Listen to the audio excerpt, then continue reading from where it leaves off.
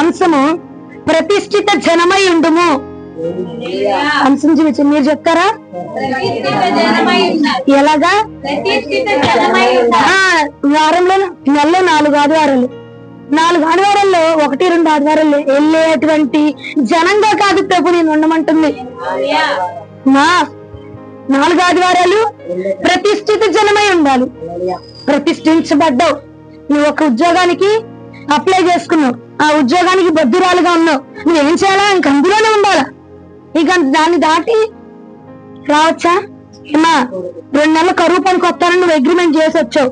ఆ 2 నెలలు చేయకుండా 2 రోజులు అయితే 3 రోజు తర్వాత నుంచి వచ్చి ఇంకో పని ఏదో ఎవరో బాగున్నారని, ఎవరో ఎక్కువ జీతం ఎత్తున్నారని ఇటు వదిలేసి రావచ్చా? ఏమ్మా ఇంకా ప్రభు అంటున్నాడు ప్రతిష్ఠితమైన జనంగా ఉండండి. నాకు ఆదివారానికి ఒకసారి అదేదో పండక్కి కనుక పౌర్ణమికి అమావాస్యకి కోడిని బలిచ్చినట్టుగా అప్పుడప్పుడు వచ్చేసి మిమ్మల్ని వీళ్ళు బలిపీఠం దగ్గర పెట్టేసుకోమాకండి. ప్రతిదినము ప్రతిష్ఠితమైన జనాంగంగా నాకు కనపడాలి. ప్రతిష్ఠితమైన జనాంగంగా ఉండండి. వేరుపాటు చేయబడిన జనాంగంగా ఉండాలా? ఎలా పడితే అలా గెలిపోయి మేము క్రైస్తవులే, ఊర్లో వాడు క్రైస్తవుడే, నేను క్రైస్తవుడే అని ఏమా ఊర్లో వాడు చర్చికి వెళ్తాను, నేను చర్చికి వెళ్తాను అన్నట్టుగా కాదట. నువ్వు సపరేట్ గా ఉండాలా? ప్రతిష్ఠిత జనాంగంగా ఉండమంటున్నాడు దేవుడు. ఏమా ఊర్లో వాడి పట్ల చేసింది నీ పట్ల చేయాల. ఊర్లో వాడికి వేరుగా చేస్తాడు, నీకు వేరుగా చేస్తాడు. ఊర్లో వాడికి ఒకంతో చేస్తాడేమో, నీకు 10 చేస్తాడు కదా.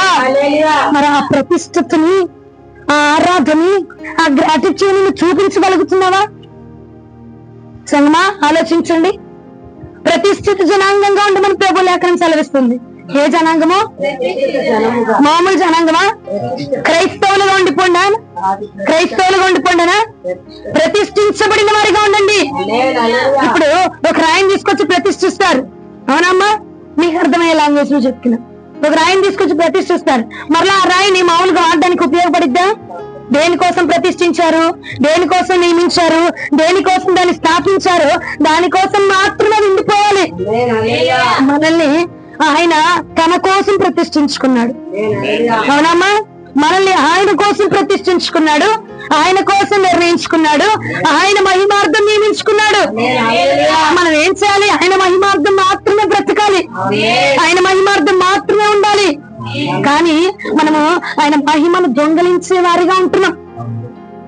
అది ఆయన మహిమను ఏం చేస్తున్నామండి? ఒప్పుకోవాలి. ఒప్పుకున్న వారు తప్పించబడతారు. నిజమే. వందనాలు. మహిమను ఏం చేస్తున్నాం? దొంగలిస్తున్నాం. ఆరాధన ఏం చేస్తున్నాం? దొంగలిస్తున్నాం. ప్రతిష్ఠిత జనాంగం అంటే ఆయన కోసం మాత్రమే నియమించబడ్డాం. కానీ మనము ఆయన పనిలో తప్ప, ఆయన మహిమార్థం తప్ప, ఆయన విషయాల్లో తప్ప, ఆయన చెప్పింది తప్ప మిగిలినవన్నీ మనం చేస్తామండి.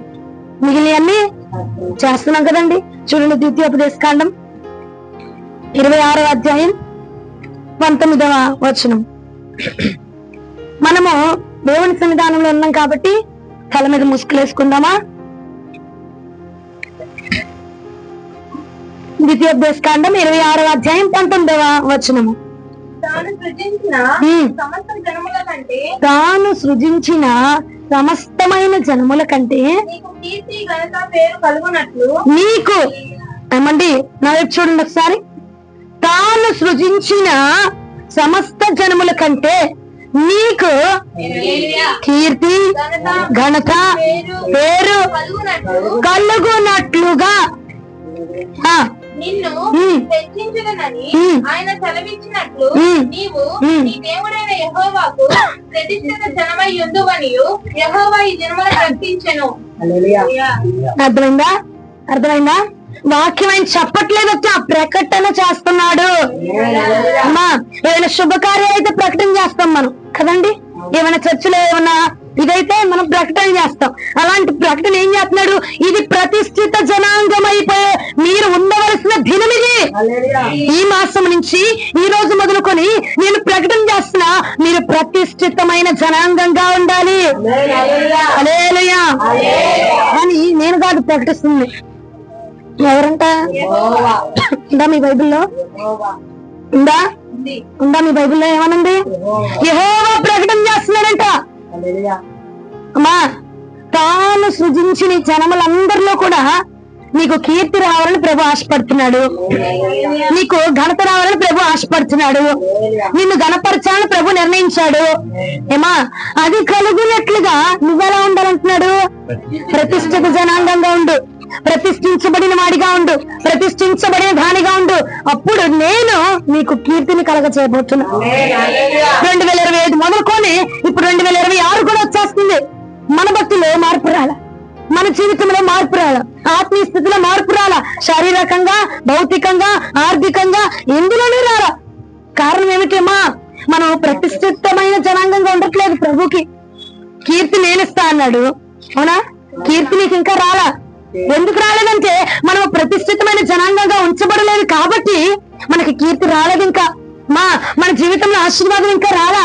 కారణం ఏంటంటావు? మనము ప్రతిష్ఠితమైన జనాంగంగా కనపరచబడట్లేదు దేవుడికి. వేరైపోయిన జనాంగంగా దేవుడికి కనపరచబడట్లేదు. అయితే ఈ అక్టోబర్ మాసం నుండి ప్రభు ప్రకటిస్తున్నాడు, వీరు ప్రతిష్ఠితమైన జనాంగం, వీరు ప్రతిష్ఠించబడిన జనాంగం అని ప్రభు ప్రకటన చేయిచూ ఉన్నాడట. హల్లెలూయా! దేవదూతల సమూహంలో ఆయన ప్రకటిస్తున్నాడు. దేవని వీరు నా ప్రతిష్ఠితమైన జనాంగంలో, వీరందరూ నా ప్రతిష్ఠితులు, వీరు నా జనాంగము, ప్రతిష్ఠించబడిన జనాంగము, నాకు ప్రతిష్ఠించబడిన జనాంగము, నా సన్నిధికి ప్రతిష్ఠించబడిన వారు వీరు అని చెప్పి నిన్ను గురించి ఈ యొక్క ఉదయకాలం ముందు ప్రభు ప్రకటిస్తూ ఉన్నాడట. అలా ఉండు, ఇలా ఉండని చెప్పట్లా, నిశ్చయించేశాడు ఆల్రెడీ. ఇప్పుడు పెళ్లి ప్రకటన చేస్తున్నావు. ఏంటి చేసుకోమంటావా వద్దనా ప్రకటన చేస్తారా? లేదంటే ఫిక్స్ చేసేసాక ప్రకటన చేస్తారా? మీ ఇంటికి శుభలాకలు ఇస్తున్నారు, వచ్చి ఫిక్స్ అయ్యాక ఇస్తారా? అవక ముందు ఇస్తారా? అయ్యాకే కదా. అవునా? నిర్ణయించబడిపోయింది. ప్రభు నిన్ను కూడా నిర్ణయించేశాడు. ప్రతిష్ఠిత జనాంగంగా ప్రభు నిర్ణయించేశాడు. ఏయా ప్రతిష్ఠితులుగా ఉంటారా, ఉండరా, చేస్తారా, చెయ్యరా అని చెప్పట్లేదు. ఆల్రెడీ అది నిర్ణయించబడింది.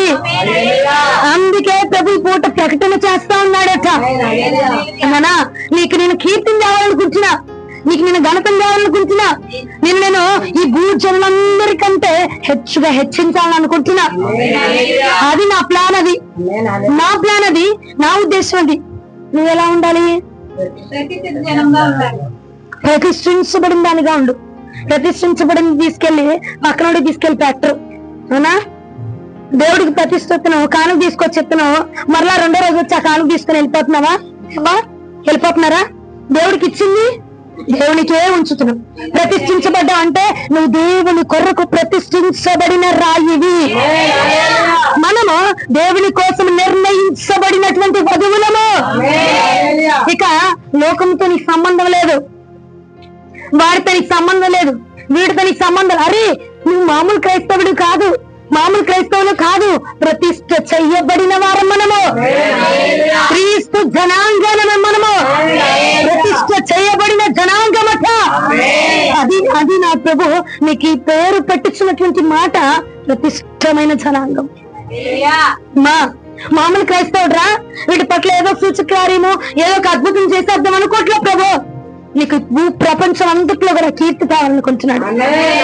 ఈ ప్రపంచం అంతట్లో కూడా అక్కడే ఉందమ్మా, తాను ఏర్పాటు చేసుకున్న ఇవో తను సృష్టించిన జనం అంతట్లో కూడా నీకట కీర్తి ఘనత కలుగునట్లుగా నిన్ను నువ్వేం చేసుకోమంటున్నాడు? ప్రతిష్ఠ జనాంగంగా ఉండు. అర్థమైందా? ప్రతిష్ఠ జనాంగంగా ఉండు, నేను నీకు కీర్తిని దయచేస్తా. హల్లెలూయా! ఇది ఉట్టి మాట కాదండి. మీరు ఉట్టి కొట్టినట్టుగా సప్పబడితే కూర్చోడానికి ఉట్టి మాటలు కాదు. ఆయన నిర్ణయించి ఆయన నియమించి నాకు చెప్పినటువంటి మాటలు. హల్లెలూయా! అమ్మా ఉట్టి మాటలుగా ఉట్టిగా నేను మిమ్మల్ని ఊపేయాలని, కదిపేయాలని, మీరు బిగ్గరగా చప్పలు కొట్టేయాలని, కేకలు పెట్టాలని చెప్పట్లా. ఇది ప్రభు నిర్ణయము. నిజమేనండి. రాత్రి నుంచి మీరు నమ్మరు గాని ఈ వాక్యం చెప్పకూడదని ఎంత శోధన తెలుసా నాకు, ఎంత శోధన. నాకు వాక్యము ప్రభు చెప్పారు ప్రతిష్ఠిత జనాంగం అని. అపవాది కూడా వచ్చేసి ఇది అవసరం అంట, వాళ్ళకి అర్థమైద్దంటావా? ఇది వద్దులే గాని ఎలీషా గురించి చెప్పు. నాతో వాదన. రాత్రి నేను కరెక్ట్ గా 2 గంటలకు నేను పడుకున్నా. ఆ శోధన తట్టుకోలేక నేను పడుకుని పోయా. శోధన తట్టుకోలేక నేను పడుకుంటే నిద్ర రావట్లా, నిద్ర పట్టట్లా, మెలుకుతూనే ఉన్నా. అయినా నాకు శోధన చేస్తుంది. దీన్ని తట్టుకోలేకపోతున్నా. అయ్యా వాక్యం, అయ్యా వాక్యం, అయ్యా వాక్యం, అయ్యా వాక్యం ఉంది. పొద్దున నాకు నిద్ర పట్టదు, పడుకున్నా నిద్ర పట్టదు. ఏం జరుగుతుంది, ఎవరు వస్తుంది, ఎవరు వెళ్తుంది తెలుస్తుంది, ఎవరెవరు వస్తున్నారో తెలుస్తుంది. అయినా నాకు టెన్షన్. ఓ పక్కన, ఈ పక్కనేమో అపవాది శోధిస్తున్నాడు. ఇది అవసరం అంటావా వాళ్ళకి? నువ్వు చెప్పడం అవసరం అంటావా? నువ్వు చెప్ప మాకు, అది వద్దులే గాని ఎలీషా గురించి చెప్పు, ఎలీషా ఎముకల గురించి చెప్పు, ఎలీషా లేసింది చెప్పు అని విపరీతమైన సాధన. ఇప్పుడు కూడా నేను మీకు ఎన్ని గంటలకు వస్తానని చెప్పాను? 10:15కి వస్తానని చెప్పానా? మీరు వచ్చేసరికి ఎంత అయింది? 11:15 అయింది. ఇంకా రానివట్ల. నేను ఆ గదిలో ఉన్నాను కానీ నాకు శోధన, అపవాది ఈ వాక్యం రానివద్దు, తీసుకెళ్ళొద్దు, నువ్వు చెప్పొద్దు నువ్వు టెన్షన్ అయిపోతుంది. టైం అయిపోతుంది. ఏంటి ప్రభా, నువ్వు నిర్ణయించిన వాక్యం ఏంటి నాకు చెప్పవా? ఒక్కసారి నాకు కుదుటమైన మనసు ఇచ్చి నువ్వు చెప్పంటే నేను ప్రకటిస్తున్నా వీరు ప్రతిష్ఠితమైన జనాంగము. హల్లెలూయా, హల్లెలూయా. నేను ప్రకటిస్తున్నా వీరు ప్రతిష్ఠితమైన జనాంగం అని ప్రభు నాతో మాట్లాడి ఉన్నారు. ప్రభు మాట నీ స్పష్టముగా విని నేను ఇక్కడికి వచ్చాను. అది ప్రభు నిర్ణయం. అది ఊరికొరికే వచ్చింది కాదు. ఈ వాక్యము ఎంత ప్రయాసపడ్డానో, ఎంత టెన్షన్, ఎంత హై బీపీ పెరిగిపోతుందో నాకే తెలుసు. నాకు బీపీ లేదు, ఈ వాక్యాన్ని బట్టి బీపీ వచ్చేస్తుందేమో అన్నంత తలకే బద్దలైపోతుంది, లోపల నరాలు తెగిపోతుంది నాకు టెన్షన్ కి. ఏం చెప్పను, ఎవరికి చెప్పుకోలేను నా బాధ కదండి. ఆ టెన్షన్ అలా ఉంది. అర్థమైందా? ఏమర్థమైంది గీతగా? టెన్షన్ కాదు, ప్రతిష్ఠితమైన జనాంగము అన్న వాక్యము ఏదో ఆదివారం కదా అని ఏరుకొని వచ్చి చెప్పేట్లా మీకు ఏర్పాటు చేయబడిన వాక్యాన్ని తీసుకొచ్చి చెప్తున్నా.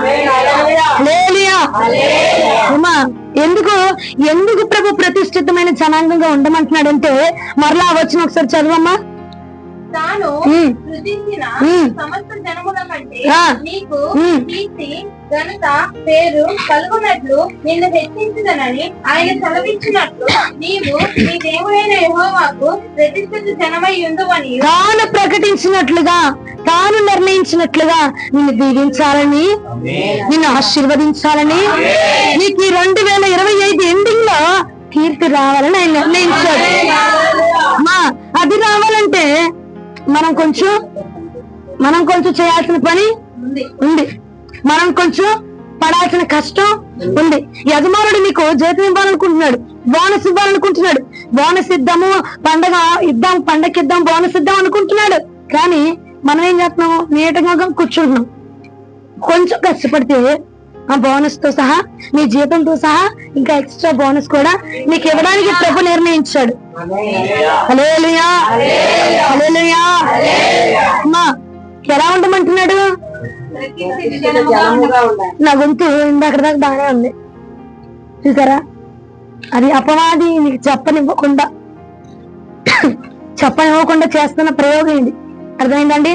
ఆరాధనలో కూడా ఆగిరండి పీక అనిపించింది నాకు. ఆరాధన ఎవ్వరు చేయట్లా. మనమమ్మా ఇలా నిలబడి మనల్ని మనం చూపించుకోవడానికి వచ్చామా మందిరానికి? ముందు రేపు వారం నుంచి నేను ఏం చేస్తానంటే, నేను కూడా ముందు వచ్చేస్తానమ్మా. ఎందుకంటే వీళ్ళని నమ్మి వీళ్ళ మీద ఒక బాధ్యత పెట్టా. మిమ్మల్ని నమ్మి ఒక బాధ్యత పెట్టా. ఏమని? నేను వస్తానయ్యా, నేను వాక్యం చూసుకొని వస్తాను, కొంచెం ఆలస్యంగా వస్తాను, వచ్చేదాకా మీరు నడిపించండి. ఇట్లా తెలియట్లా చెప్పట్లు. అమ్మా అంత జ్ఞానం లేకుండా కొడుతున్నావా? పాట పాడుతుంటే ఒకడు పాడతాడు, ఇంకొకడు వస్తాడు. ఎందుకు వచ్చింది మనం? ఒకడు పాడేవాడు ఒకడే రావచ్చు కదా. నియమించి నమ్మకంతో ఒక పని అప్పు చెప్పాం. ప్రార్థనకు ఒక ఆమెను పెట్టాం, ప్రార్థన రాదు. స్తుతులకు ఒకళ్ళని పెట్టాం, స్తుతులోడు రాడు. ఇక ఎందుకు? రేపు వారం నుంచి ప్రభు నాకు చెప్పాడు నువ్వే వెళ్ళి చేసుకోవాలి. నమ్మి నేను అప్పు చెప్పినప్పుడు నువ్వు ఏం చేయాలా? సిద్ధపడి రాలేవా? ఎక్కడికొచ్చి ఎత్తుకోవడం మీరు పాటలు చెప్పానా లేదు? ఈ మాట 100 సార్లు చెప్పా. ఏమ్మా సిద్ధపడి రండి, ఇంటి దగ్గర పాటలు చూసుకొని రండి అని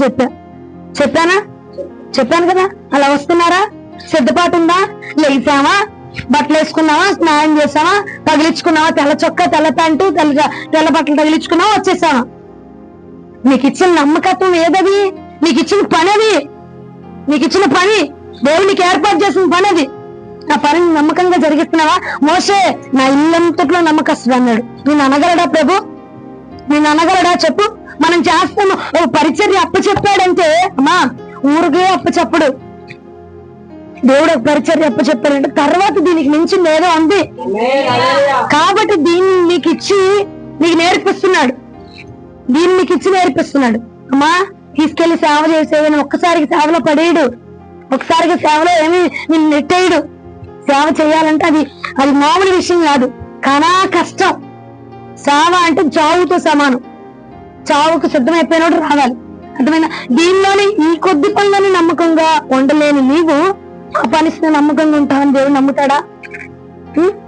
దేవుడు మీకమ్మా ఊరికే తీసుకొచ్చి ఇవ్వాల. మీకు ఊరికి ఏం లేదంటే జనాంగం ఎక్కువ లేరు కాబట్టి నువ్వే చెయ్యరా, నువ్వే చెయ్యమ్మా నీ చేతుల్లో పెట్టలేదు.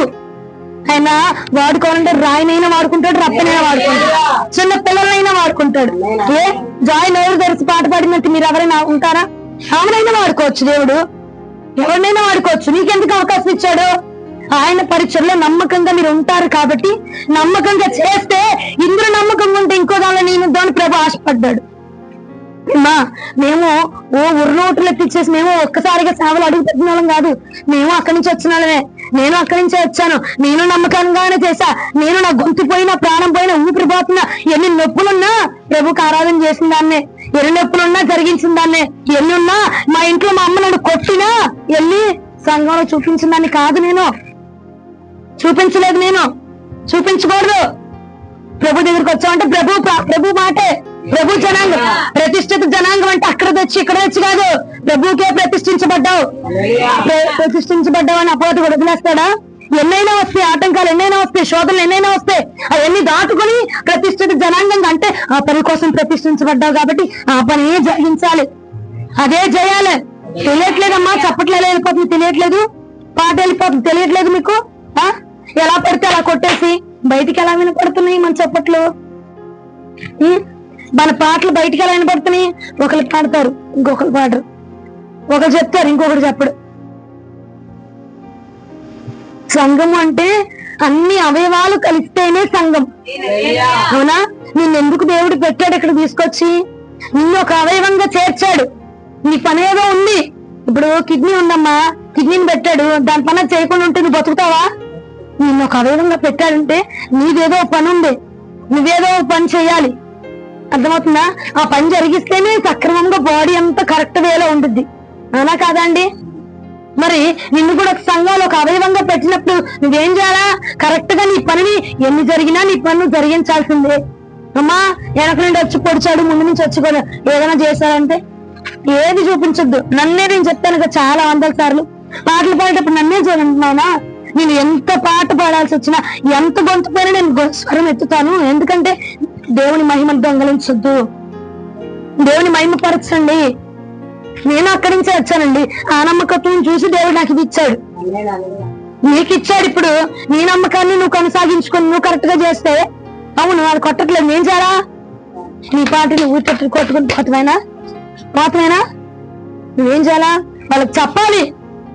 లేదంటే చప్పట్లు కరెక్ట్ గా రాట్లా, బయటికి చెవులు పనిచేస్తుంది కదండి, మనకి కరెక్ట్ గా వస్తుందా లేదా అని చూసుకొని అమ్మా చప్పట్లు ఆపేయండి, నోటితో పాడదాం. ఉందా నడిపింపు? ఉందా? ఓ పని ఇచ్చినప్పుడు బాధ్యతగా చేసే క్రమం ఉందా? అందుకే ప్రభు అన్నాడు, నువ్వు ఇచ్చి చాలా ఉద్ధరించిన చాలే గాని నువ్వే వెళ్ళి చేసుకో అన్నాడు. నేను నీకు ఇచ్చాను కదా, నువ్వే వెళ్ళి చేసుకో అన్నాడు ప్రభుని. కొలిపోయినట్టే కాదండి? కొలిపోయినట్టే కాదా? జనాలు ఉన్నారని చేసేస్తున్నారని ఇవ్వట్లేదు. దేవుడు ఏర్పాటు చేసుకున్నాడు కాబట్టి, నియమించాడు కాబట్టే బలిపేటం వెనక ఎందుకు ఎత్తున్నాము? ఇగో ఉన్నాడుగా ఇవ్వచ్చుగా, ఇంకా ఉన్నాడు ఇవ్వచ్చుగా. దేవుడు ఏర్పాటు చేసుకున్నప్పుడు మితి మీరకుండా ఒళ్ళు దగ్గర పెట్టుకొని మన పని మనము చేయాలి, కొనసాగించాలి. ఇది మామూలు పనులు కాదు, ఉద్యోగం కాదు, వెళ్ళి సంతకం పెట్టేసి వచ్చి రావడానికి దేవుడు పరిచర్య అండి. దేవుడు పరిచర్య ఇచ్చినప్పుడు నమ్మకంగా కొనసాగించబడాలి. హల్లెలూయా. స్తుతులు ఇచ్చాడు, అది పరిచర్య కాదా? 2 నిమిషాలు 3 నిమిషాలు చేసి వెళ్ళిపోతున్నారు స్తుతులు, లేదంటే మర్చిపోతున్నారు స్తుతులు. అయ్యా ఆయన పరిచర్య కాదా స్తుతులు చెప్పడం? స్తుతులు ఏముంది, నోట్లో అప్పలను కూర్చొని చెప్పమని చెప్పిద్ది, నోట్లో కూర్చొని. ఎందుకు పెట్టాడు దేవుడు? ఎందుకు ఏర్పాటు చేశారు? ఆ పని ఏర్పాటు చేసినప్పుడు చేసిన దానికి ఇచ్చిన దానికి తగినట్టుగా ఉండడమే ప్రతిష్ఠితమైన జనాంగం యొక్క లక్షణం. హల్లెలూయా. ద్వితీయోపదేశకాండం 7వ అధ్యాయం 6వ వచనానికి రండి.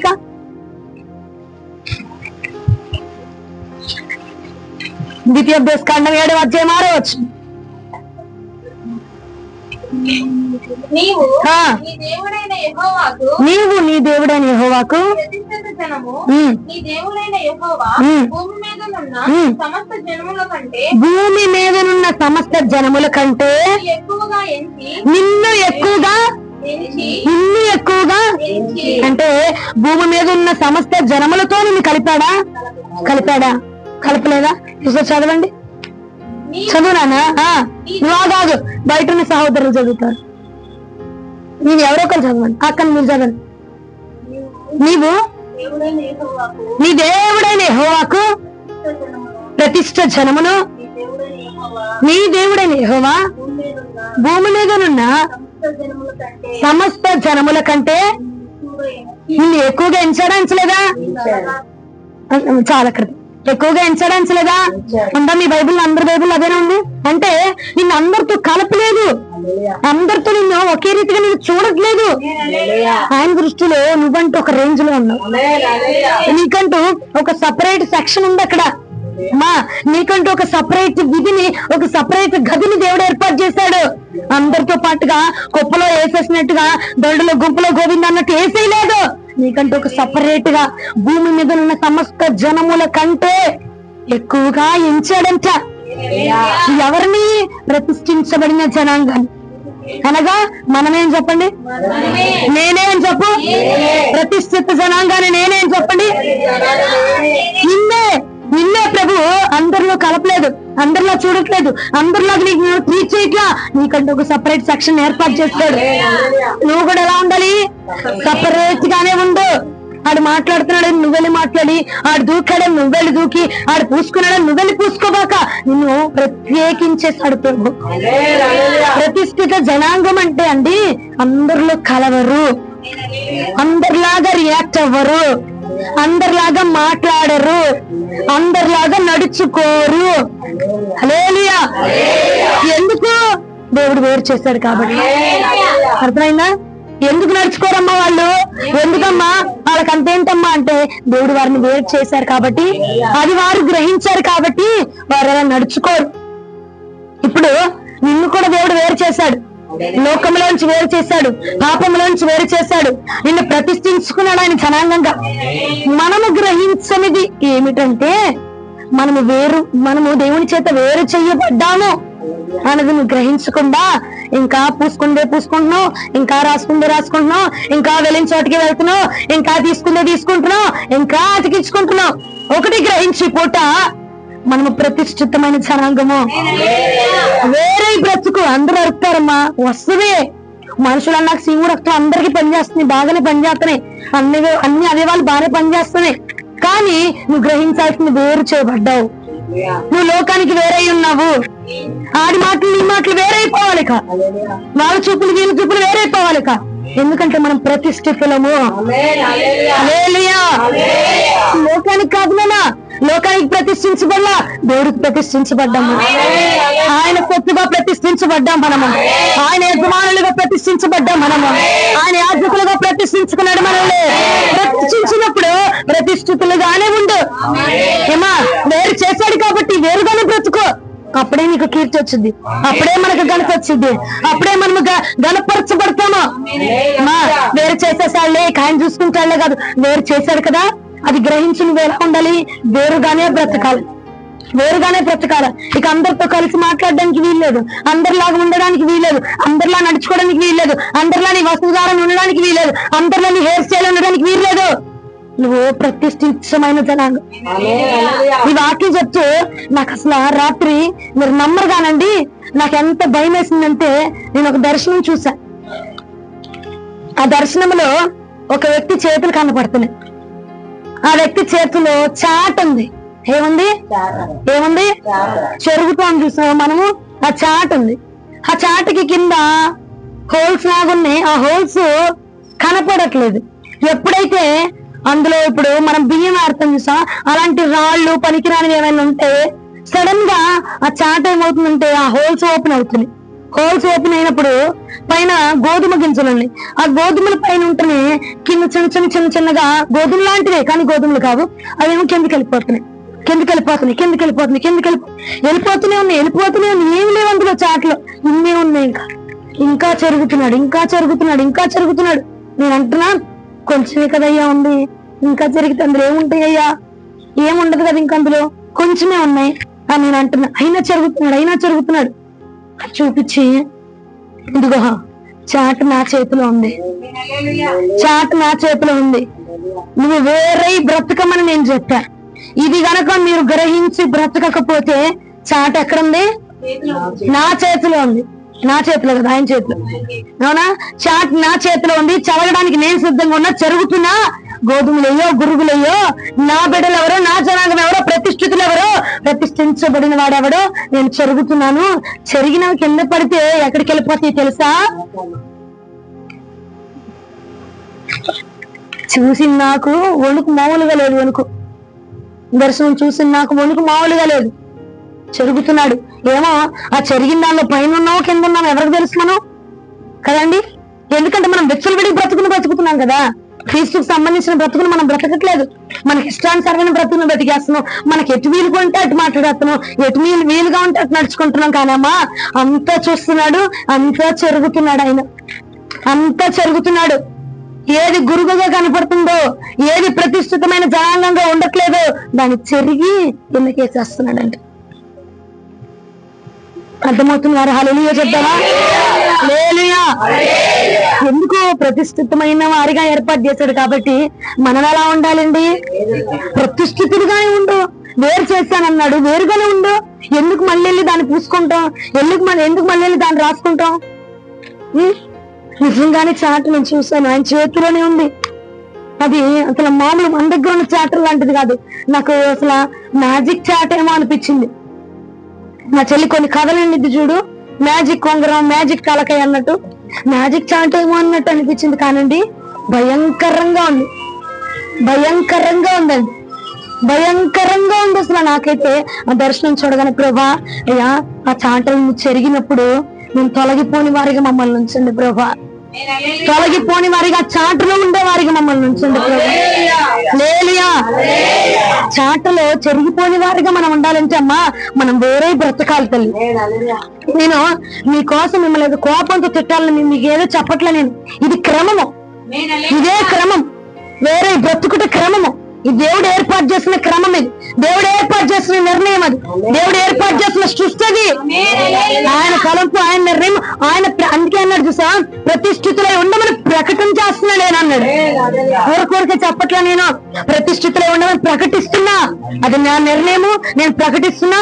అది ఆల్రెడీ రూపించబడిపోయింది, నిర్ణయించబడిపోయింది. డే టు టైం తో ఫిక్స్ చేసేసాను. నువ్వు అలా ఉన్నావంటే సరే, లేదనుకున్నాను కోచా అంటే నా చేతిలోనే ఉంది. చదవడానికి నేను సిద్ధంగా ఉన్నాను, పాడడానికి నువ్వు సిద్ధపడిపో. పడ్డానికి లేవీని ప్రత్యేకించుకున్నాడండి. లేవీని ప్రత్యేకించుకొని ఏర్పాటు చేసుకొని యాజకులుగా ప్రతిష్ఠించుకున్నాడు. ఇక ఏమన్నాడు? లేవీలకు నేనే స్వాస్థ్యం అన్నాడు దేవుడు. లేవీలకు ఏం కావాలని నేను చూసుకుంటే, ఎందుకంటే వాళ్ళు ప్రతిష్ఠిత జనాంగం కాబట్టి అన్నాడా? లేదండి. చూడండి సంఖ్యాకాండం 8వ అధ్యాయం 6వ వచనం. సంఖ్యాకాండం 8వ అధ్యాయం 6వ వచనం. లేవీయులను ప్రత్యేకించి వారిని ప్రత్యేకించాడా లేదా? ఈ యొక్క ఉదయకాలం ముందు నా ప్రభు నేను ప్రత్యేకంగా చేస్తా ఉన్నాడు, నిన్ను వేరు చేస్తా ఉన్నాడు తల్లి. ఇగో నిన్ను ప్రతిష్ఠిత జనాంగంగా ప్రకటిస్తున్నాడు, నిన్ను ప్రతిష్ఠిస్తున్నాడు నా ప్రభు, నిన్ను ప్రతిష్ఠిస్తున్నాడు నా దేవుడు. కొడుకు చెప్పట్లేదు, వేరు చేస్తాడు, వేరు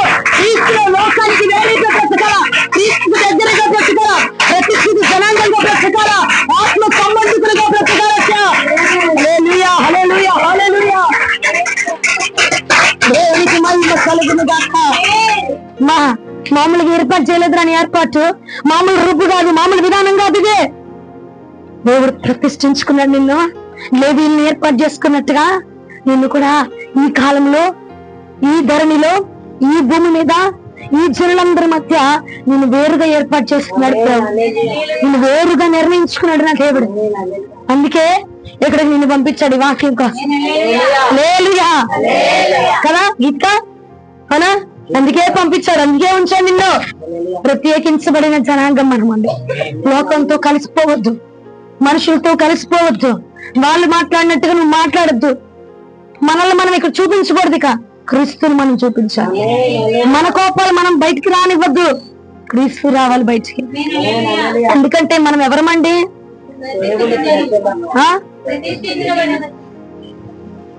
అందరికి నోరులు ఉన్నాయి కండి.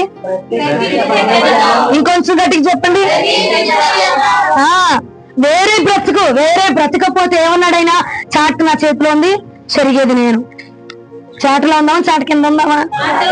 ఉందామా అంటే ఎట్లుండాలి? ఎలాగండి? నిర్గమకాండానికి ఒకసారి అండి. నిర్గమకాండం 29వ అధ్యాయం 34వ వచనం లాస్ట్ లైన్ ఒకసారి చదవమ్మా. నిర్గమకాండము 29వ అధ్యాయము 34వ వచనము లాస్ట్ లైన్.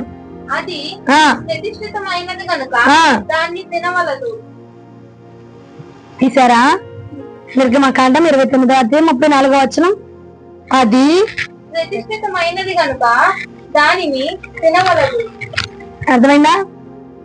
అంటే ప్రతిష్ఠించబడిన ఆహారాన్ని దేవుడు ఏమంటున్నాడు? ఇది ప్రతిష్ఠించబడింది కాబట్టి దీన్ని తినకూడదు అన్నాడు. ఆహారము ప్రతిష్ఠించబడిన ఆహారము తినకూడదు అన్నాడు. మరి ప్రతిష్ఠించబడిన నిన్ను ఏం చేయాలా? తాకచ్చా? ప్రతిష్ఠించబడిన దానిని ఇంకొకటి తాకచ్చా? ప్రతిష్ఠించబడిన వారిని ఇంకొకరు ముట్టచ్చా? ప్రతిష్ఠించబడిన వారిని అనొచ్చా? మాట్లాడచ్చా? ఆడికిష్టం, ఆడు వాక్కుంటున్నాడు. మనకు తెలుస్తుంది కాబట్టి మనం ఏం చేయాలా? ఎందుకంటే మనకున్న రోగాలే ఎక్కువ, మనకున్న శాపాలే ఎక్కువ, దానికి తోటి దీని ఎక్స్ట్రా ఆడైపోతుంది అనమాట. ప్రతిష్ఠించబడిన ఆహారాన్నే ముట్టద్దు అన్నాడు ప్రభు. అలాంటిది ప్రతిష్ఠించబడిన జనాంగాన్ని దేవుడి పరిచయం కోసం, దేవుడి సేవ కోసం, లేదంటే ఆయన కోసం ప్రతిష్ఠించబడుతున్నటువంటి మనల్ని అంటుంటే ప్రభు ఊరుకుంటాడంటావా? పోనీ ప్రతిష్ఠించబడిన జనాంగాన్ని నువ్వు తాకుతుంటే ప్రభు ఊరుకుంటాడంటావా? ప్రతిష్ఠించబడిన జనాంగం జోలికి వస్తే ఆయన ఊరుకుంటాడంటావా? ఏమా, ప్రతిష్ఠించబడింది అంటే అది దేవుని దృష్టికి పవిత్రమైనదే. నిజంగానే ప్రతిష్ఠించబడిన వ్యక్తి అయినా, ప్రతిష్ఠించబడిన ఆహారమైనా, ప్రతిష్ఠించబడిన వస్తువైనా దేవుని దృష్టికి అది ప్రత్యేకమైనదండి. మందస్సు అంత ప్రత్యేకంగా ఎందుకుంది? అది ప్రతిష్ఠించబడింది కాబట్టి. బలిపీఠం అంత ప్రత్యేకంగా ఎందుకుంది? ప్రతిష్ఠించారు కాబట్టి. బలిపీఠముగా ప్రతిష్ఠించారు కాబట్టి, బలిపీఠము రూపుదిద్దారు కాబట్టి అది దేవుడి దృష్టికి పవిత్రమైనదే. పూట నిన్ను కూడా నా ప్రభు ఒక ప్రతిష్ఠితమైన దానిగా ఏర్పాటు చేశాడు. నువ్వెవరమంటే పవిత్రమైన దానివి. ఆ పవిత్రమైన నోటులోంచి ఆ పవిత్రత బయటికి రావడానికి వీలు లేదు. ఆ పవిత్రమైన సెగ రావడానికి వీలు లేదు. వేరొక అగ్ని పని చేయడానికి వీలు లేదు. దేవుని అగ్ని మాత్రమే పని చేయాలన్నమాట. దేవుడి ప్రసన్నత మాత్రమే పని చేయాలి. దేవుడి దేశంలో మాత్రమే పని చేయాలి. ఎందుకంటే అది దేవుడిది, ఎందుకంటే అది ప్రతిష్ఠించబడింది, ఎందుకంటే అది దేవునికి పవిత్రమైనటువంటిది కాబట్టి. హల్లెలూయా. ప్రతిష్ఠితమైన వారిని ఎన్నో మాట్లాడినాం, ప్రతిష్ఠితమైన వారిని ఎన్నో చేసాం, ప్రతిష్ఠితమైన వారిని తాకాం కదా. వేరైపోయి బ్రతికే వారిని ఎన్నో విధాలుగా మాట్లాడాం. నిజమని మాట్లాడాం. దేవుడి కోసం ప్రత్యేకించబడి, దేవుడి కోసం ప్రతిష్ఠించబడి, దేవుడి కోసం నేరుగా బ్రతుకుతున్న వారిని ఏం చేశాము? అన్నాం. దేవుడు అన్నాడు ఆహారాన్ని ముట్టద్దురా అన్నాడు. మరి ప్రతిష్ఠించబడిన ఆయన బిడ్డల్ని ఎలా ముడుతున్నాం మనం? ఏ ఆలోచనతో ముడుతున్నాం మనం? ఏ తలంపులతో ముడుతున్నాం మనం? ఏ నిందలు వేస్తున్నాం మనం? ఆలోచన చెయ్యండి సంగమా. ఇది ఊరికి నువ్వు చప్పట్లు కొట్టుకొని వెళ్ళిపోయే వర్తమానం కాదు. ఇది ప్రభు నిర్ణయించిన, ఏర్పాటు చేసినటువంటి వర్తమానము. మీకు అర్థమవుతుందో లేదు, ఆయన సన్నిధి ఇక్కడ బహుబలముగా కుమ్మరించబడుతుంది. వాక్యము జరుగుతుందే గాని ఆయన ఆత్మ బలముగా ఇక్కడ సంచారం చేస్తాం. మనో నేత్రములు తెరవగలిగిన వారంటే తెరిచి చూడు, ఆయన ప్రసన్నత ఇక్కడ వేల దూతల పరివారముతో ప్రభు ఇక్కడ ఈ స్థలమందు సంచారము చేస్తా ఉన్నది. ఆయన వాక్యమును ఆయన బోధించడానికి ఆయన సన్నిధి ఆత్మ సన్నిధి స్థలమందు సంచారము చేస్తా ఉన్నది. ఆయన సంచారము చేస్తున్నాడు.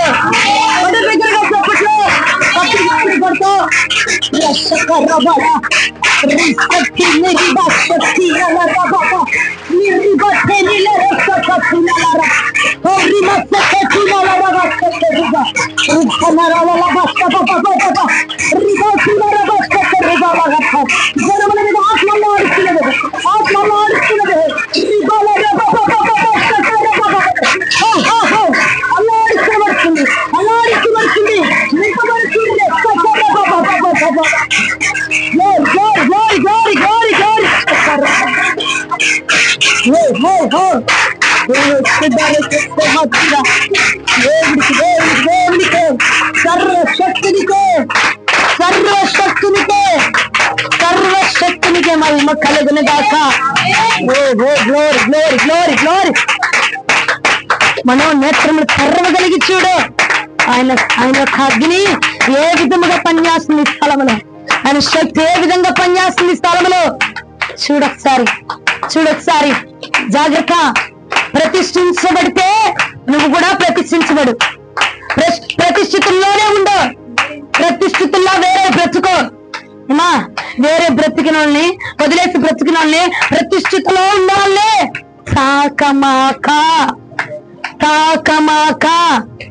తాకద్దు. దేవుని యొక్క ఉగ్రత మనం నిశ్చయంగా చూస్తాం. జనమా, నిశ్చయంగా చూస్తాం. ప్రతిష్ఠించబడిన వారిని ముట్టడానికి వీలు లేదు. ప్రతిష్ఠించబడిన ఆహారమే తినద్దన్నాడు. అవునా కాదా అమ్మా? చదువు మరలా ఒకసారి బిగ్గరగా చదువు. అది ప్రతిష్ఠితమైనది కనుక దాన్ని తినవలదు. ప్రతిష్ఠించబడిన ఆహారమే తినద్దు. అలాంటిది ప్రతిష్ఠించుకొనబడి దేవుడి కోసం వేరే బ్రతుకుతూ దేవుడి కోసం నియమించబడిన వారిని నువ్వుండు ప్రతిష్ఠితులుగా కావాలంటే. ప్రతిష్ఠిత జీవితం అంటే ఆషామాషిగా కాదండి, అదల్లా తప్ప కాదు. ఏదో అయిపోయింది, ప్రతిష్ఠించుకున్నాం, ఆస్తి ఇరిపోయింది, అది కాదు. ఆ జీవితం అంటే మామూలు శోధన ఉండదు, మామూలు నరకం ఉండదండి. అపవాది శోధన, శరీరం శోధన, కుటుంబం శోధన, మనుషుల శోధన, బంధువుల శోధన నేను అనుభవిస్తున్నాను కాబట్టి అది నేను మీకు చెప్పగలుగుతున్నా. అనుభవిస్తున్నాను కాబట్టి నేను చెప్పగలుగుతున్నా. 3 సంవత్సరాల క్రితం ప్రతిష్ఠించబడ్డాను నేను. 3 సంవత్సరాల క్రితము ప్రతిష్ఠించుకున్నాడు ఆయన నన్ను. ఇప్పటికీ ఇది 3వ సంవత్సరము. ప్రభు నన్ను ఆయన కృపలో నడిపిస్తున్నాడు. హల్లెలూయా, హల్లెలూయా. వస్తాయి బోలెడన్ని శోధనలండి. నేను శరీరంగా అనుభవిస్తుంది నీకు తెలుసు, కుటుంబంగా అనుభవిస్తుంది తెలుసు, బంధువులుగా అనుభవిస్తుంది తెలుసు, లోకంలో అనుభవిస్తుంది తెలుసు, బోలెడన్ని వస్తాయి. అయినా ప్రభు కీర్తి కలగజేస్తా అంటున్నాడు కాబట్టి నిలబడిపోండి. ప్రతిష్ఠించబడ్డాం కాబట్టి వేరే బ్రతుకుదాం. ఫస్ట్ పాయింట్ ఏంటిది? వేరే బ్రతుకు. ఎవరికి? లోకానికి వేరే బ్రతుకు. లోకానికి కాదండి, క్రైస్తవులు అని చెప్పబడుతున్నారు చూసావా, వాళ్ళకి కూడా వేరే బ్రతకాల. విశ్వాసులు అని చెప్పబడుతున్నారు చూసావా, వారికి కూడా వేరే బ్రతకాల. పరిశుద్ధులు అని చెప్పబడుతున్నారు చూసావా, వారికి కూడా వేరే బ్రతకాలి. అంటే వారికి మించినవి చేయాలి. హల్లెలూయా. వేరే బ్రతుకంటే ఆయన పక్కకు నెట్టేసి మీరు వెళ్ళిపోయి వాళ్ళ స్థానంలో కూర్చోవడం కాదు. వాడి కంటే మించినవి చేయాలి, వాడి కంటే మించిన బ్రతకాలి. వస్తాయండి శోధన, వచ్చిద్ది. ఎందుకు రాదు? నీకంటే విపరీతమైన వస్తాయి నాకు, విపరీతంగా వస్తాయి నాకు, విపరీతంగా. నీకు ఆర్డినరీ లెవెల్లో వస్తాయి, నాకు ఎక్స్ట్రాడినరీగా వస్తాయి. ఏదైనా వచ్చిద్ది. నేను మనిషిని కాదా? వస్తే ఏ శోధనైనా వచ్చిద్ది. ఏ శోధనైనా యవన కాలంలో ఇంకా వస్తాయి కదండి. అయినా ఆయన కృపను బట్టి పడిపోకుండా నిలవబెడుతుంది ఆయన. నిలబెడతాడు. ఒకసారి ప్రతిష్ఠించబడ్డామంటే ఆయన చేతిలో ఉన్నాం, ఆయన గ్రిప్పులో ఉన్నాం, ఆయన ఆధీనంలో ఉన్నాం. ఆయన నిలవబెట్టుకుంటాడంటే హల్లెలూయా. ఫస్ట్ గా మనం ఏం చేయాలా? వేరే బ్రతుకు. ప్రతిష్ఠించబడ్డాం కాబట్టి వేరుగా బ్రతుకు. ఇంకొదిలేసే ఆ పాపము, ఆ రోత జీవితం, ఆ భక్తి, ఆ యొక్క నిర్ణయాలన్నీ వదిలిపెట్టి వేరుగా బ్రతుకు. నీ వేరుపాటు ఏంటో చూపించావు అనుకో, ఆయన అద్భుతం ఏంటో చూపించేస్తాడు. అది మనం వేరుతనం ఏంటో మనం చూపించాం అనుకో, మనం ఎంత టాలెంట్ కలిగి ఉన్నామో, మనం ఎంత వేరుగా బ్రతకగలమో, మన సత్తా ఏంటో ప్రభువు చూపించాం అనుకో, ఆయన అభిషేకం ఏంటో చూపిస్తాడు, ఆయన ఆశీర్వాదం అంటే ఏంటో చూపిస్తాడు, ఆయన జీవనం అంటే ఏంటో చూపిస్తాడు. అప్పుడు అంటాడు ద్వితీయోపదేశకాండం 26:19 ఒకసారి చదువు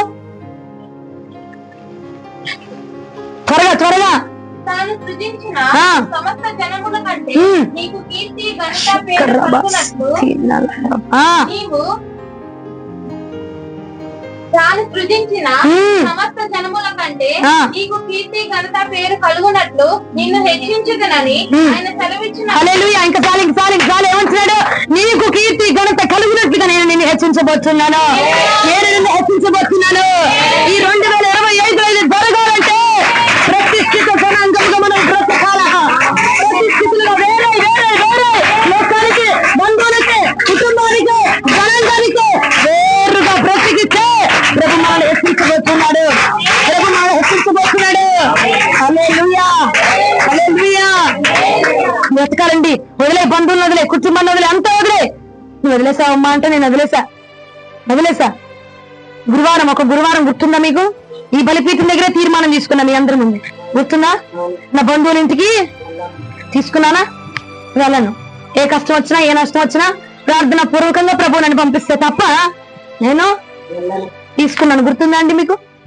బంధువులు వదిలే అంటే ఆ బంధువులు ఎందుకంటే నిన్ను పరద్రోసే బంధువులు వదిలిపెట్టు. ఆత్మలో నిన్ను లేవనెత్తే బంధువులు కలుసుకో. పరద్రోసే బంధువులు వదిలిపెట్టు. పరద్రోసే లోకాన్ని వదిలిపెట్టేసి ఎవడు అవసరంలా. ఆ బంధువులు లేకపోతే ఆయన ప్రేమగా నువ్వు ముచ్చటించకపోతే, నువ్వు మాట్లాడిపోతే ఉండగలము. వాళ్ళు పలకరించకపోతే ఉండగలము. వేరే బ్రతకగలము. నువ్వు ఆడు పలకరితే, నువ్వు పలకరితే, నీకు అడిగి తేడా ఏముంది? మనం వేరుపాటు చూపించాలా, మాటలో వేరుపాటు చూపించాలా, నడకలో వేరు చూపించాలా, పడకలో కూడా వేరుతనం చూపించాలా. అది క్రీస్తు చూడాలనుకుంటున్నాడు. మనం ప్రతిష్ఠిత జనాంగంగా, నీ నిద్రలో కూడా ప్రతిష్ఠిత జనాంగంగా మనల్ని చూడాలని ఆశపడుతున్నాడు ప్రభు. మన నిద్ర కూడా ప్రభుకు ప్రతిష్ఠితమైన నిద్రగా ఉండాలి. మన మాట ఆడు పలకరిస్తాడు. అక్క బాగున్నావా, ఎప్పుడొచ్చావు, ఏంటి కథ? వాళ్ళు పలకరిస్తా, నువ్వు పలకరిస్తున్నావు. నీ పలకరింపు వేరుగా ఉండాలా. పౌలయ్యా అడిగాడు, ఏరా బాగున్నారా అని అడగలా. పరిశుద్ధాత్మను పొందుకున్నారా? పౌలు గారు బాగున్నావా, తిన్నావా, ఎప్పుడొచ్చావు, రాత్రికాలం వచ్చావా, ఏ జామున వెళ్తావు, ఈ జామున వెళ్తావా, ఆ జామున వచ్చావా? అలా పరిశుద్ధాత్మ పొందుకున్నావులేనా మీరు? పరిశుద్ధాత్మ పొందుకున్నారేనా మీరు? అది పలకరింపు అలా ఉంది. ఆ పలకరింపు కూడా ఆత్మీయంగా వెళ్ళిపోవాలి. మనలో ప్రతిష్ఠిత జనాంగం అంటే ప్రతి దానిలో వేరైపోవాలండి. ఆడు చేసి నువ్వు చేయడానికి వీళ్ళే, నిన్ను చూసి నేర్చుకోవాలి. హల్లెలూయా. అర్థమైందా? ఫస్ట్ పాయింట్ అర్థమైందా? 2 పాయింట్కి వచ్చేద్దామా? ఎంతమంది వద్దామంటారు, ఎంతమంది ఆపేయమంటారు? దేవుని స్తోత్రం. పిల్లలు మీరు కూడా చాలా ఉజ్జీవంగా ఉన్నారు. ఈ యొక్క ఉదయకాల బంధు ద్వితీయోపదేశకాండం 26:16 ఈ కట్టడలను విధులను గైకొనమని దేవుడైన యెహోవా నీకు ఆజ్ఞాపించున్నాడు గనుక, ఆజ్ఞాపించాడు కాబట్టి నీవు నీ పూర్ణ హృదయముతోను నీ పూర్ణ ఆత్మతోను వాటిని అనుసరించి నడుచుకొనవలెను. హల్లెలూయా. హల్లెలూయా. హల్లెలూయా. హల్లెలూయా. హల్లెలూయా. హల్లెలూయా. హల్లెలూయా. హల్లెలూయా. హల్లెలూయా. హల్లెలూయా. హల్లెలూయా. హల్లెలూయా. హల్లెలూయా. దేవునికి మహిమ కలుగును గాక. అది ఏమంటున్నాడు? 2వ పాయింట్గా ఆజ్ఞలను అనుసరించి నడుచుకోవాలి. ఆయన నోటి మాటను అనుసరించి నడుచుకోవాలా. ఏమండి, ప్రతిష్ఠిత జనాంగానికి ఉండవలసిన 2వ లక్షణం ఏంటంటే, చేయమన్నాడా, సావైనా బతుకైనా చేయాల్సిందే. అర్థమవుతుందా? ఆయన రమ్మన్నాడా, నడుము నొప్పి వచ్చినా, కాళ్ళు నొప్పి వచ్చినా, ఒంట్లో నొప్పి వచ్చినా, ఏ నొప్పి వచ్చినా రావాల్సిందే. వెళ్ళమన్నాడా, వెళ్ళాల్సిందే. ఆజ్ఞ ప్రకారంగా నడుచుకోమని చెప్తున్నాడు అక్కడ. మరలా చదువమ్మ అర్థమైనట్లుగా. ఈ కట్టడలను విధులను గైకొను. అంటే కట్టడలు విధులు అంటే వెళ్ళి బిల్డింగ్ బిల్డింగ్ అనుకోబాక. కట్టడలు అంటే ఆయన నిర్ణయించిన న్యాయ విధులు. ఆయన ఏం ఆజ్ఞాపించాడో మనకు ఆజ్ఞలు ఉన్నాయి, గుర్తున్నాయి 10 ఆజ్ఞలు. అందులో ఒక ఆజ్ఞ ఉంది, గుర్తుందా? మందిరాన్ని ఉందా ఉందా ఏముంది ఏముందయ్యా ఆజ్ఞలు? అసలు మనకు ఆజ్ఞలే గుర్తులేదులే కానీ ఆజ్ఞలు తీయండి ఒకసారి. 10 ఆజ్ఞలు తీయండి. దొంగలించకూడదు, పునరుద్ధాన దినాన్ని తోసివేయకూడదు, ఆదివారాన్ని పాటించాలని ఆజ్ఞ లేదా? ఉందా లేదా? అది ఇయ్యండి నాకు, ఇది వద్దు నాకు. ఎన్నో అధ్యాయం చెప్పు. మరిపోయిందా? విశ్రాంతి దినాన్ని ఏం చేయమంటున్నాడు? ఆచరించినానా? పరిశుద్ధంగా ఆచరించినా? పరిశుద్ధంగా ఆచరించు, పరిశుద్ధంగా రా విశ్రాంతి దినాన్ని. మందిరంలోకి వచ్చినప్పుడు పరిశుద్ధంగా రా. పరిశుద్ధంగా మానేరా బాబు అన్నాడా? విశ్రాంతి దినాన్ని ఆచరించమన్నాడా? ఆచరించద్దన్నాడా? అదొక పండగ. ఆదివారం అంటే మనకు ఒక పండగ, విశ్రాంతి దినం. అది ఏందిరా అంటే విశ్రాంతి దినం అమ్మా. విశ్రాంతి దినము ఈ దినాన్ని మనం ఏం చేయాలంట? ఆచరించాలి, మానకూడదు. ఈ ఆచారాన్ని మానకూడదు. ఇది ఆజ్ఞించాడు, అవునా? ఈ ఆజ్ఞ ఏం చేయాలా? పాటించాలి. ఎందుకంటే మనము ప్రతిష్ఠితమైన జనాంగం కాబట్టి. ప్రతిష్ఠిత జనాంగంలో నేను చెప్పబోతున్నటువంటి రెండో మాట ఏంటంటే ఆజ్ఞలను అనుసరించి నడుచుకోవాలి. అందులో మనకి కావాల్సిన ఆజ్ఞ ఏంటంటే ఫస్ట్ ప్రాముఖ్యమైన ఆజ్ఞ, మనం దొంగతనం చేయం, నరహత్య అంతకంటే చేయం, ఇంకేం చేయం, కానీ వ్యభిచారం జోలికే పోరు. కానీ మీరు మానేస్తుందల్లా విశ్రాంతి దినమును ఆచరించరు. అంతేనామా? అంతే కదా? దొంగతనం చేస్తా బ్లెస్సి చేయంగా చేయరు మీరు. వ్యభిచారం అసలు అబ్బో దాని అక్షరాలు కూడా తెలియవు మీకు. కానీ చేస్తుంది ఏంటిది? విశ్రాంతి దినం. ఆదివారం చచ్చి మనత్నావా? మనత్నావా లేదా? మనస్తున్నారు లేదా? మనస్తున్నారా? అది చెయ్యొచ్చా? ఆజ్ఞలది. ఆజ్ఞ అతిక్రమించుట పాపము కదా, అవునా? ఆజ్ఞ ఏం చేస్తాం మనం? అతిక్రమించేస్తున్నాం. అమ్మా ఇప్పుడు మనం మరి ఈ రోజు నిన్ను ప్రభు ప్రతిష్ఠితమైన జనాంగంగా ప్రకటించాడు కాబట్టి నువ్వు ఆజ్ఞను ఏం చేయకూడదు? ఇప్పుడు అతిక్రమించకూడదు. ఆజ్ఞను ఏం చేయకూడదు? నెట్టివేయకూడదు. రొప్ప వచ్చినా, రోగం వచ్చినా, అయ్యి వచ్చినా, ఇయ్యి వచ్చినా, ఏ వచ్చినా, ఏ సంతకాలైనా ఏదైనా ఏం చేయాలి? ఆజ్ఞను అతిక్రమించకూడదు. హల్లెలూయా, హల్లెలూయా. ఆజ్ఞ అతిక్రమించారు. హల్లెలూయా. ఆదివారం పూట మందిరం మానకూడదు. అది ఆజ్ఞ. ఆజ్ఞది పరిశుద్ధంగా పాటించాలా, పరిశుద్ధంగా రావాలా.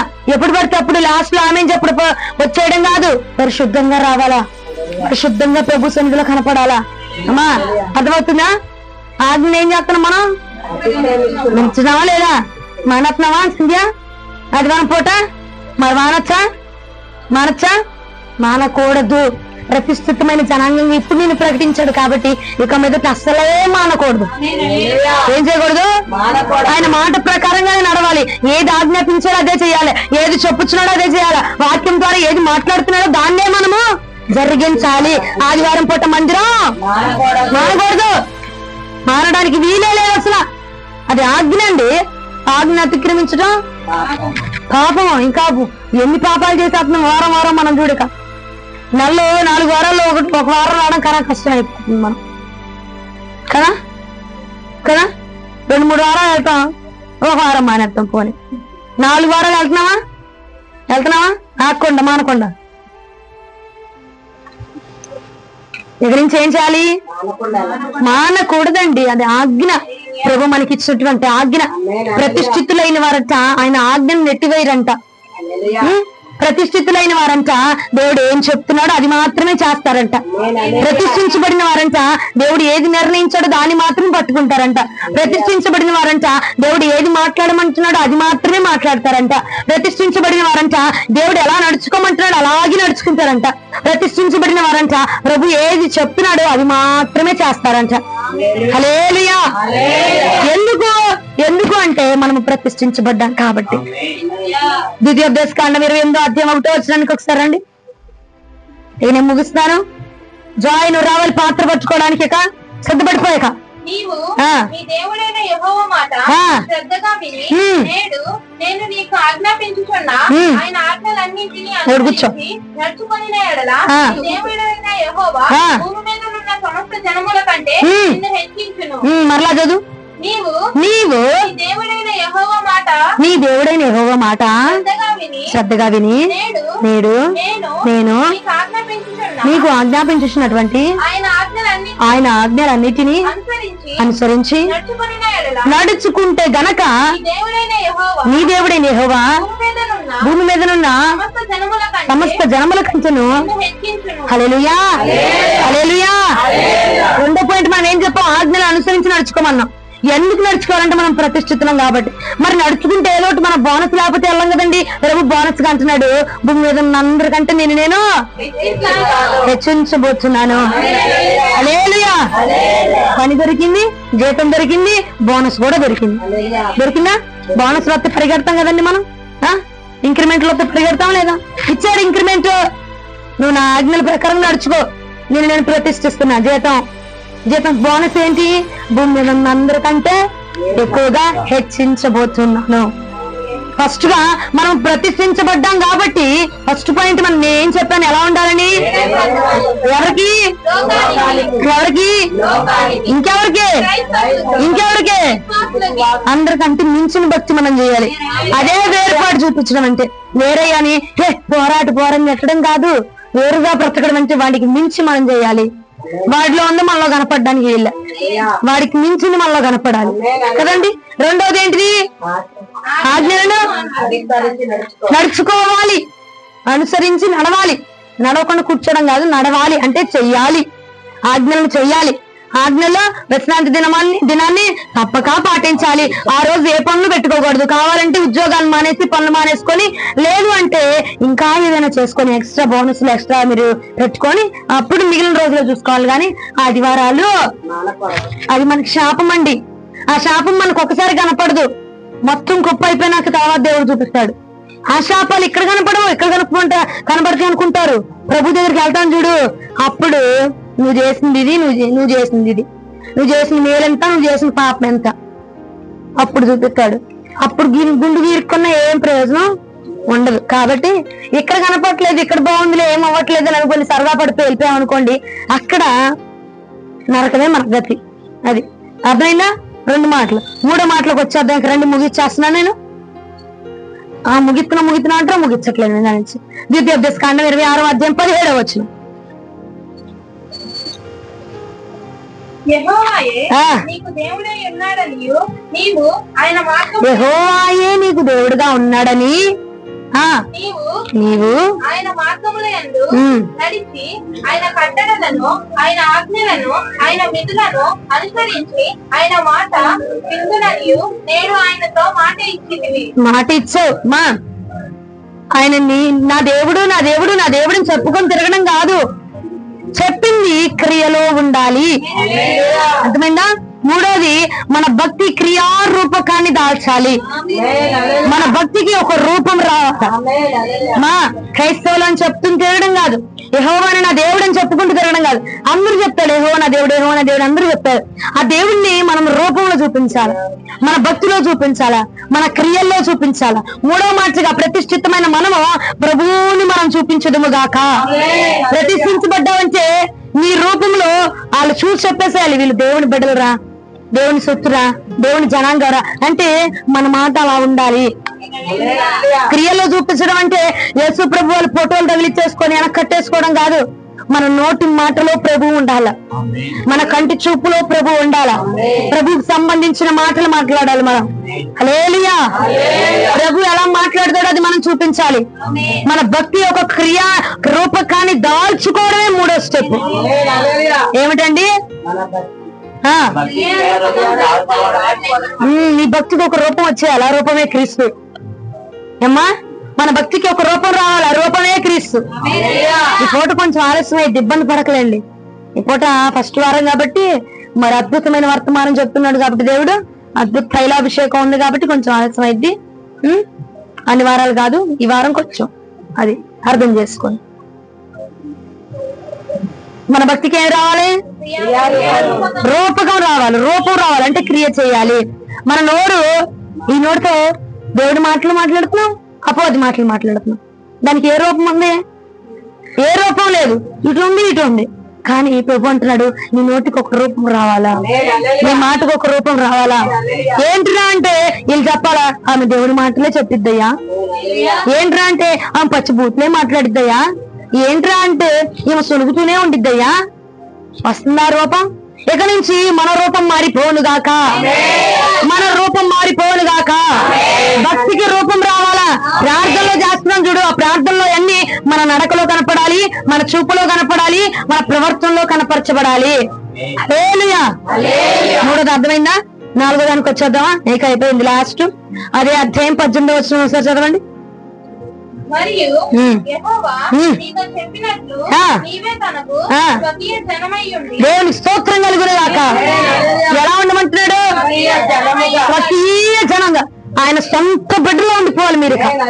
ఇంకో నేనున్నాను, మా నాన్నకి సొంత కూతుర్ని, మా నాన్నకి అన్యాయం చేస్తానా? పొడిసేస్తాను వెనక నుంచి వెళ్ళి?